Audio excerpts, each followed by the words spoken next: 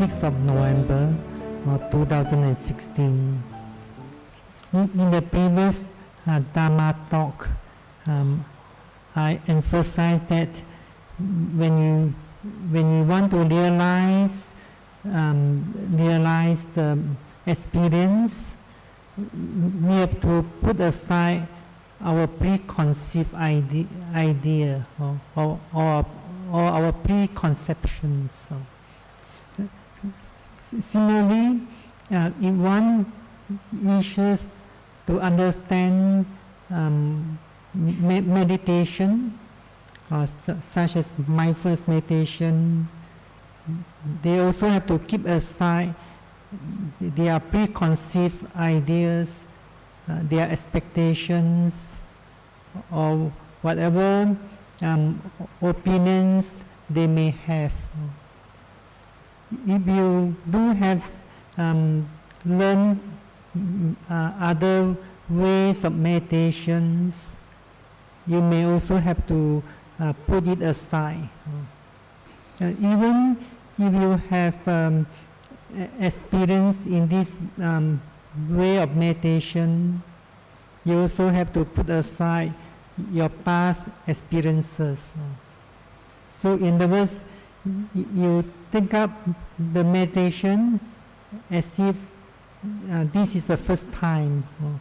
It is important to have the open mind. You may have the knowledge right at the beginning of the practice. You know that all nama rupa, all the mental and physical phenomena are impermanent or anicca or dukkha and anatta. But we cannot realize these three common characteristics of phenomena through concepts or by thinking or analyzing it. So as you know, there are three types of knowledge or wisdom. The first is known as sutta maya panya, or the knowledge or the wisdom that you have gained by listening or hearing from others. It also includes whatever knowledge or wisdoms you gain by reading. Then the second is cinta maya panya, the knowledge that you have gained through your own thinking or your analyzing. These two types of knowledge are gained not by direct experience. It is also known as second-hand knowledge. The knowledge that is not gained through your personal experience or direct experience, but you borrow this knowledge from others. But if we want to realize or understand the true nature of mental and physical phenomena, or the noble truth, we have to realize or understand through first-hand experience or first-hand knowledge. So during the actual practice of mindfulness meditation, it is important to put aside these two types of knowledge, or sutta maya panya and cinta maya panya. If you bring in these two types of knowledge into your practice of mindfulness meditation, you may not be able to realize correctly the true nature of the phenomena. Even you have these two types of knowledge, these two types of knowledge will not enable you to remove or uproot your mental defilements or kilesa. So we have to develop wisdoms through mental developments. We have to gain the first hand knowledge or through the mental developments. So this knowledge or wisdom gained through mental development is known as bhavana maya panya. So in other words, during the practice, you do not have the idea or concept that this object is impermanent, or this object has the nature of suffering, or this object has the characteristics of anatta, and so on. What should be done by the meditators is to be mindful of every phenomenon or every object as it really occurs. How do you mindful of the object? How do you note the object is very important. You know the correct way, then you may get the right results. If you do it not in the way of mindfulness, then you may not realize the true nature of phenomena correctly. You have to rightly understand the way of mindfulness is different from the way of concentration. When you practice concentration meditation, such as metta bhavana, loving kindness meditation, or anapanasati, you only concentrate on one object only. You do not have to be mindful of other phenomena, or such as pain, or thinking, wandering mind, and so on. Even you know that the mind is thinking, wandering, you have to ignore that thinking mind, bring the mind back, put more effort to concentrate on the single objects of meditations. We can say that you fix the mind on that object, or the mind is stick to that object. You do not want the mind to leave the object, or go to another object, or go to somewhere else. For example, some meditators have experience in the practice of anapanasati, so they fix their attention at the place or at the point. They fix their attention or the mind at the place or at the point of the nostrils. So in other words, they concentrate the mind at the place, then they may take mental note in, out, in, out. Or some meditators pay attention to the sensation at that point. As they focus their attention at that point or at that place all the time, then they start to experience sensations, warm or hot, or sometimes the sensations start to change, or at that place becomes hard, and so on. So those meditators may see that the sensations at that point or at that place keep on changing. So they may think that they are seeing impermanent because the sensation keep on changing. But even they could see the sensation keep on changing, they identify as the nature impermanent, but they could not realize one important thing. Do you know what this thing that these meditators could not realize? Do you know what is this thing that they could not realize? They could not realize the true nature of the mind because they fix the mind at that point, at that place all the time. So sometimes when you have this type of concentration, known as fixedness concentration, or fixedness concentration, in other words, the concentration so deep that the mind will not move to other places or to other phenomena, just stay there all the time. Similarly, sometimes mindfulness meditators are mindful of the phenomena in the way of concentrations. For example, they fix their mind at the movement of movements.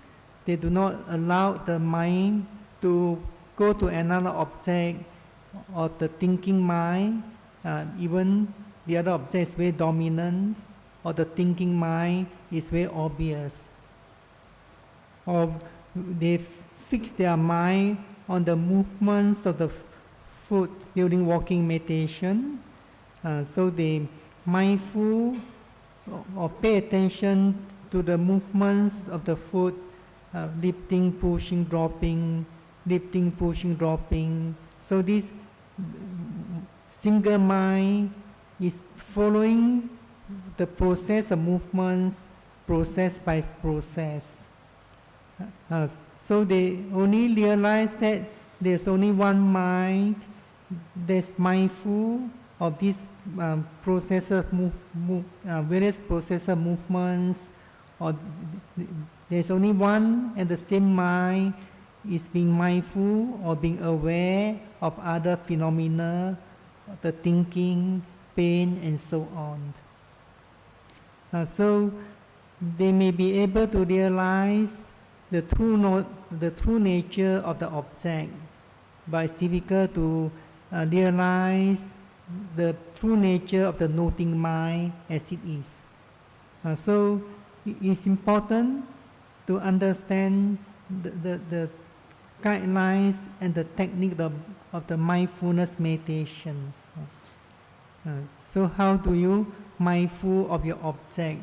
For example, during walking meditation, as you're mindful and note lifting, pushing, dropping, you must be aware that the way you mindful is important.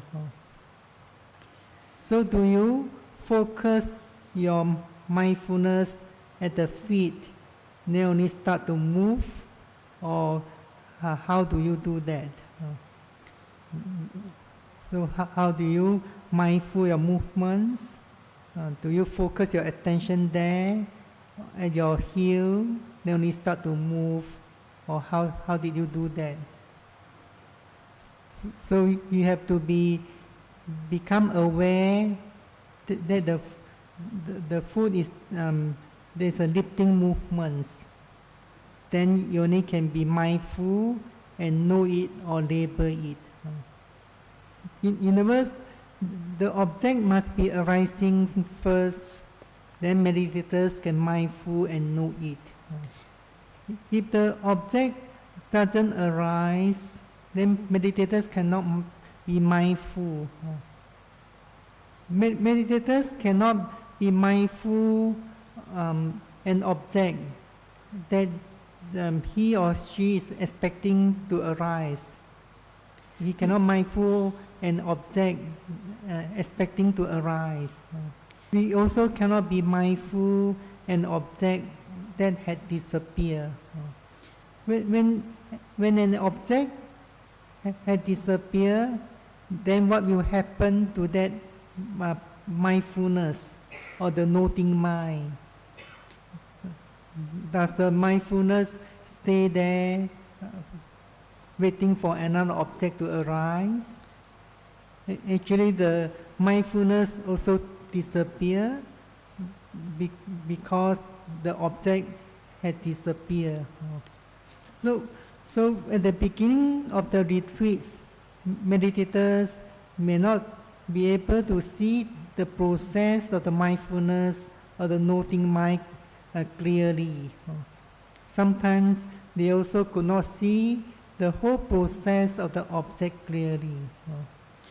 So the most important is they they follow the guidelines and the technique of the mindfulness meditation correctly, rightly. So first, meditators must realize there's the object arising. For example, the lifting movements. Perceive there's a lifting movements, then they be mindful and know it. So at the moment of making mental labeling, meditators have to ensure that the mindfulness is staying with the process of the lifting movements. So at that time, meditators do not have to think that this is wind element, or when meditators experience hot, they do not think that this is fire element. So even you do not have the knowledge of the elements, you are able to practice, or anyone is able to practice mindfulness meditation, even though they do not have knowledge of the elements. Because when you lift up your heel, everyone will understand it as a lifting movements. When you push your foot forward, when you label it as pushing, everyone also knows that this is known as pushing movements. So similarly, when you drop the foot down, everyone also understand or knows this is a dropping movements. But the knowing of ordinary people could be different from the knowing of meditators. Everyone knows his foot is moving or her foot is lifted, pushed forward, putting down, and so on. Everyone knows his foot is lifted, moving forward or pushed forward, putting it down, and so on. So even meditators also can know that the foot is lifted up, move forward, press it down or drop it down, and so on. So in other words, we have this concept, idea, that the foot is lifted up, pushed forward, being pushed forward, drop it down, and so on. It's because since we are born, we have this concept or idea, the foot, and so on. So we could not go beyond the concept immediately. We sometimes some meditation say that we should put aside the concept right at the beginning of practice and go straight into the ultimate realities. We cannot go directly to the ultimate realities. We do not condition the mind to know that this is only movements. This is only movements. We do not purposely separate the noting mind from the movements. So only when meditators practice correctly in accordance with the guidelines and the technique of meditation, then gradually they will gain the right experience, the true experience. So when meditators perceive that the foot is being lifted up, then be mindful and note it as a lifting. So at that times they mindful or experience that process of lifting movements as it really occurs. So they make an effort to be mindful of that lifting movements until it comes to the end. Then when meditators perceive that the foot is being pushed forward, then they be mindful and know it again. So they have to ensure that the mindfulness stay with the pushing process and experience the process as it duly occurs. When the process of pushing movements ended, they should not keep their mind there, waiting for the next process of dropping. When the process of pushing movements ended, they should not keep their mindfulness there, waiting for the next dropping movements. Although they could not see the passing away of the mindfulness, they should not purposely keep the mind there. Then they perceive there's a dropping movements. Perceive means become aware or sense that the foot is dropping down. Then they should be mindful and know it again. Then they perceive or sense that the foot at the back is being lifted. Then they be mindful and know it again. Meditators did not have to bring the mindfulness from the front foot to the foot at the back. So do you see there's a difference between the way of mindfulness and the way of concentration? The question is, she understands what Venerable explained, that the object has to happen first, and then the mind notes it or label it. The labeling will happen after the object arises, but the way she has been doing is that she label first, and the labeling is like ordering, is giving order for the object to arise. Giving the order or command the object to arise. For example, the heel lifted. This is not the way of mindfulness. This is against the characteristics of what we call anatta. What she explained is that what she's been doing is she starts by noting or labeling that wanting to lift, wanting to lift, wanting to lift, and then labeling that lifting, then the foot lifting, lifting, the foot lifting, just like giving the command to lift. Is this wrong? If she didn't perceive the wanting to live, she merely label the mind, say in the mind, then this is not the way of mindfulness. So, in other words, meditators are practicing correctly. Meditators realize every object arising and passing away is a natural process.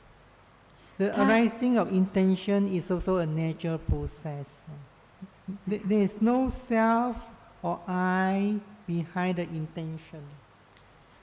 So we always emphasize that meditators perceive the arising of the object, and then be mindful and know it. Similarly, if meditators could not perceive or see the intention, they do not label intention, and so on. But sometimes meditators have been practicing for quite some time. They could not see the intention well. Then the teachers may allow or instruct the meditators to note the intention at the beginning of the lifting. So meditators know intending, then lifting as a training.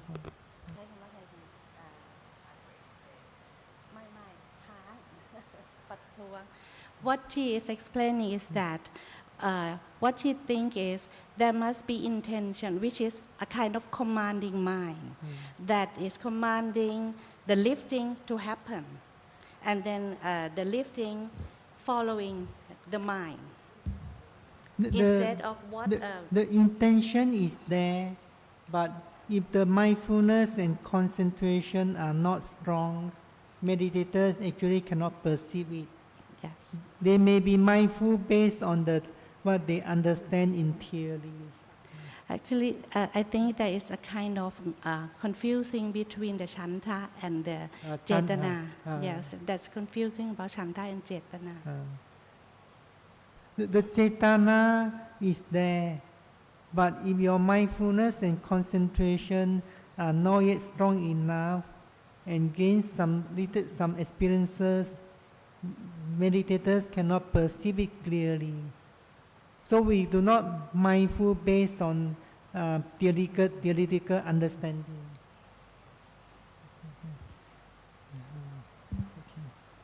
Yes. So meditators have to mindful based on the experience at that moment.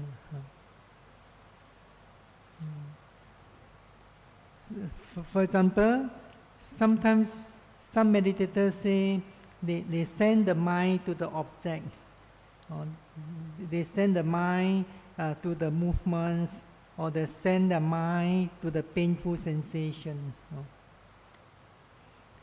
But actually, if the mindfulness is alert, meditators did not have to make an effort to send the mind to the object. For example, during sitting meditation, as you're mindful of the movements of rising, falling, then suddenly a clear pain arising on the foot. When you know there's a clear pain arising, do you have to send your mind there?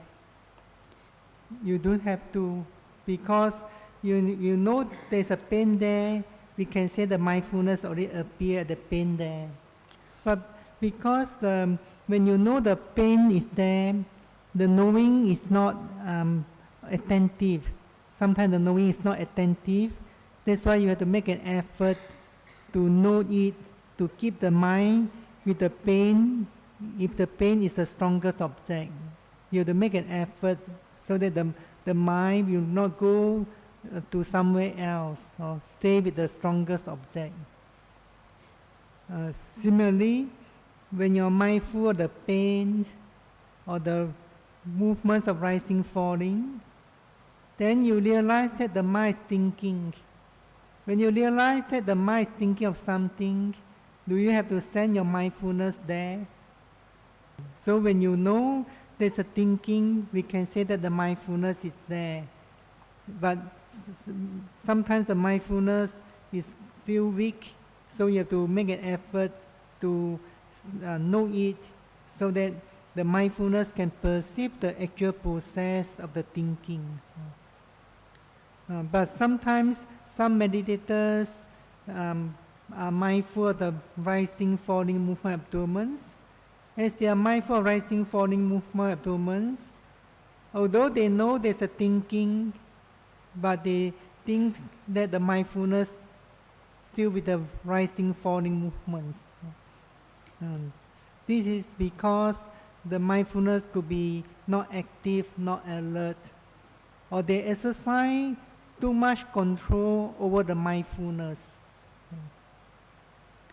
Actually, our mind or mindfulness can only perceive or be aware of one object at each moment.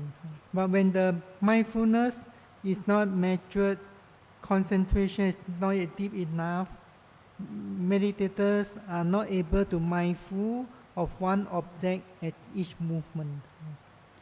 So they have to be patient and put forth effort to develop the mindfulness or to strengthen the power of mindfulness. So when the we can strengthen the mindfulness by through mental noting, and at the same time increase our mental effort gradually. So we always emphasize mindful of the mental state is very important.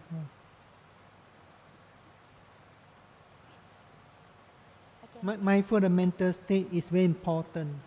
If the meditators or mindfulness meditators ignore the mental states, do not care about the mental states, just keep on be mindful of the walking, then they are not practicing the way of mindfulness.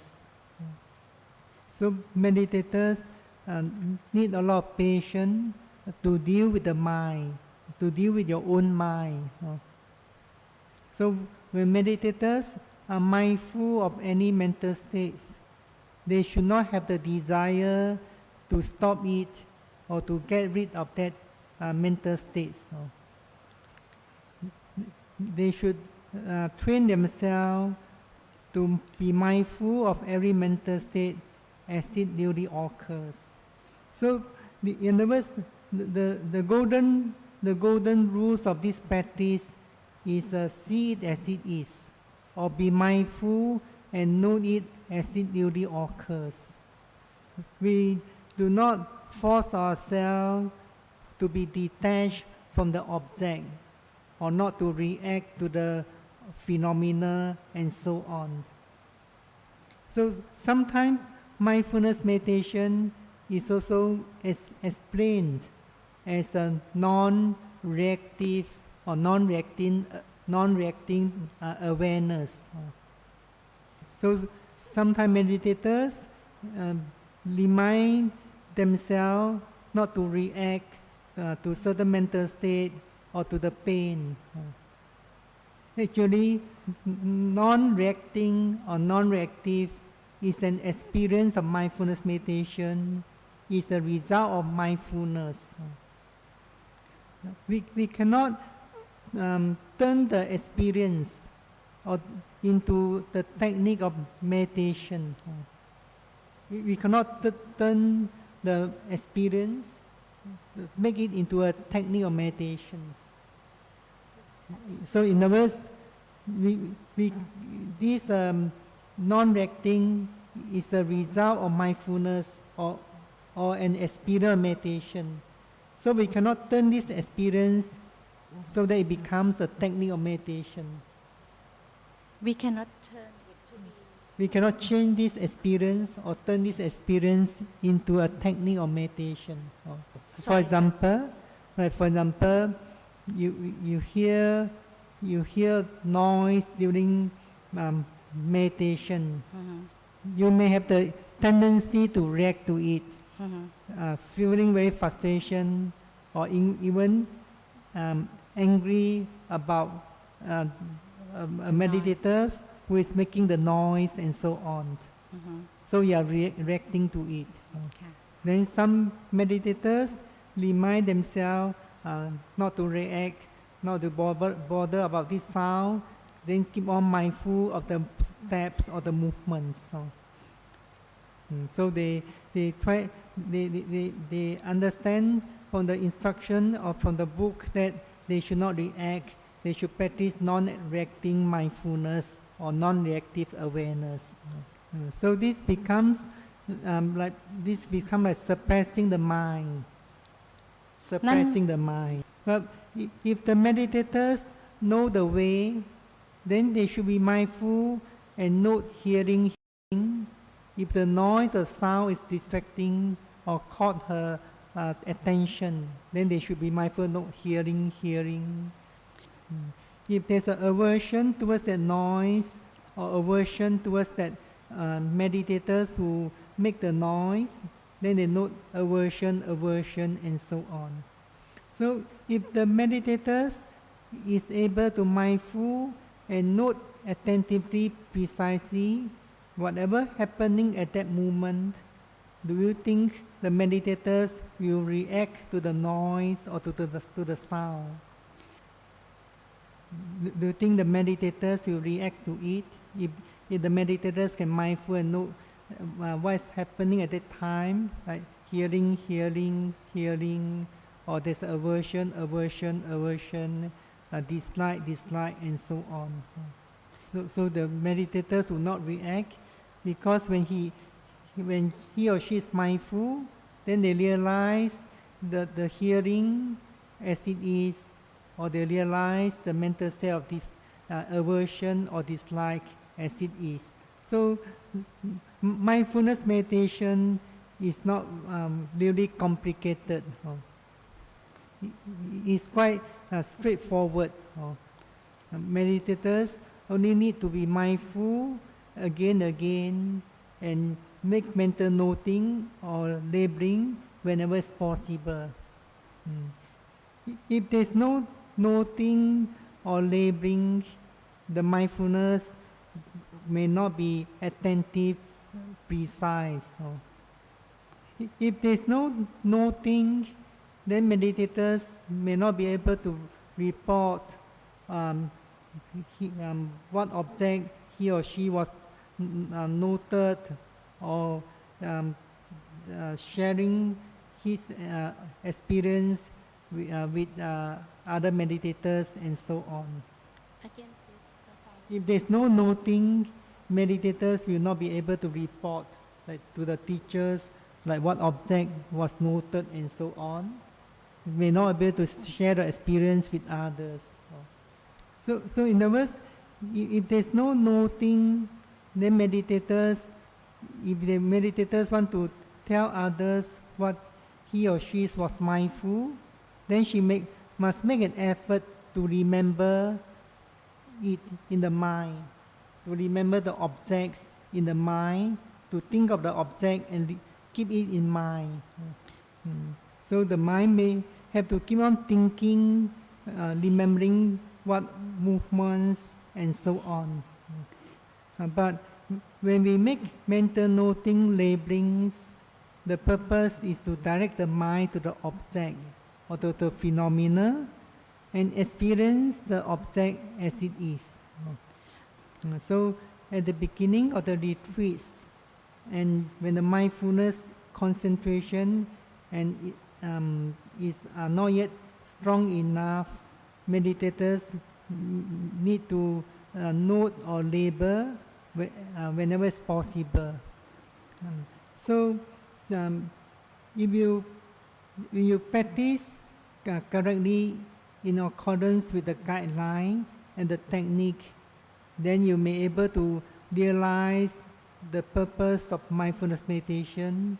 You are able to achieve your aim of practicing mindfulness meditation. So the purpose of practicing mindfulness meditation or vipassana meditation is to realize the true nature of mental and physical phenomena through direct experience. So it's because we want to realize the true nature of mental and physical phenomena. That's why we have to be mindful of all the phenomena as they really occur. All the phenomena have their individual characteristics, as well as they have the three characteristics that are common to them. They are anicca, dukkha, anatta. But when mindfulness is not strong, and meditators have not yet attained deeper concentration, then they cannot realize the individual characteristics of the phenomena as well as their common characteristics. So meditators have to strengthen the power of mindfulness, at the same time also make an effort so that the mindfulness becomes more and more constant and continuous. So when concentration becomes deeper and deeper, then the mind is free from mental hindrances. Only when the mind is free from hindrances, then meditators begins to realize some experiences, or begins to realize the true nature of the mental and physical phenomena. So at the time, they begin to gain what we call knowing, or knowing the phenomena as they really are. So if meditators do not practice correctly, and when the mindfulness and concentration are weak, they cannot gain the knowing. So the objects or the phenomena that to be mindful of are internal phenomena, or not the phenomena outside you. It's because we want to gain direct experience or personal experience.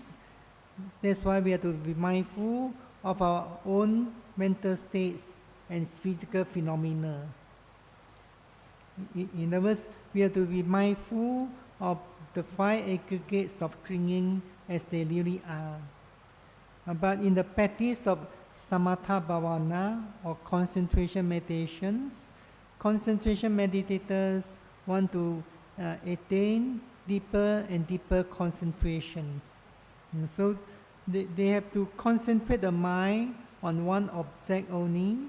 They ignore other phenomena. So the objects of samatha bhavana, concentration meditation, are not nama rupa or mental and physical phenomena, are not the five aggregates of clinging. So most of the objects of samatha bhavana belong to concept or paññatti. Paññatti does not have the nature of arising and passing away. So when one practices concentration meditation, one would not gain wisdoms or wisdom that realizing the anicca, dukkha, anatta of the mental and physical phenomena. So it is important to bear in mind or keep in mind the right way or the correct way of the practicing mindfulness meditation or satipatthana meditation. And during the practice of mindfulness meditation, it doesn't involve thinking, analyzing, or conceptualizing the experience, or applying any preconceived idea in the practice. Again, please, sorry, Does not apply any preconceived idea on the practice. So you only have one thing to do. That's to be mindful again and again, and make mental noting or labeling whenever it's possible. So it's not possible to practice mindfulness meditation based on one's own idea. It's because in the ultimate sense, we want to realize the truth. The truth is not based on one personal opinion or personal idea. So I wish every meditator rightly understands the principle or the guidelines of mindfulness meditation, and as well the technique practice in accordance with that technique, and so that eventually you could realize the true nature of mental and physical phenomena through your personal experience or your direct experience.